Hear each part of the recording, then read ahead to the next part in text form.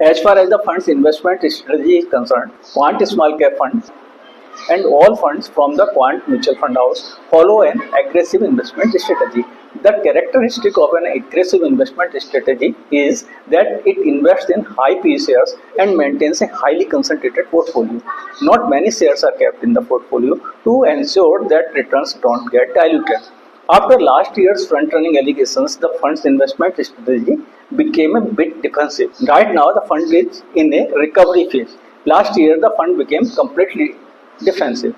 Currently, it is not entirely defensive, but it is not entirely aggressive either, like it used to be earlier. If we discuss the fund's portfolio concentration, it currently has 86 stocks, while the category average is 85. So it is matching the category average, but this was not the case earlier. Earlier, it used to invest very aggressively. For instance, Motilal Oswal Small Cap Fund typically invests in only about 30 to 40 shares, and the same used to be the strategy of Quant Small Cap Fund. But now it has diluted this approach and has come closer to the category average.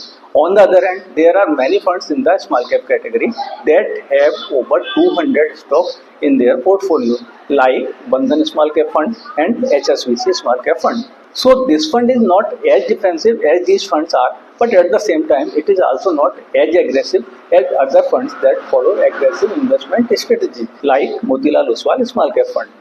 Further, P ratio of the portfolio of this fund is at 23 at present, which is neither too high nor too low.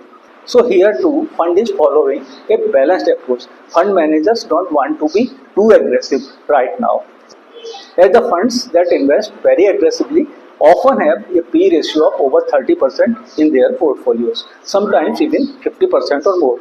P ratio of this fund is only at 23, which means that the fund is applying a balanced strategy in its portfolio. Out of the total AUM of the fund, 91% is currently invested in equity, while 9% is either in debt or cash. This also shows a slightly defensive stance. As discussed earlier, they had gone up to 20% in cash holdings, which has now came down to 9%. But normally this range remains below 5%. So here too, the fund appears a bit defensive. The fund still hasn't returned to being as aggressive in its investment strategy as it used to be before the controversy of front-running broke.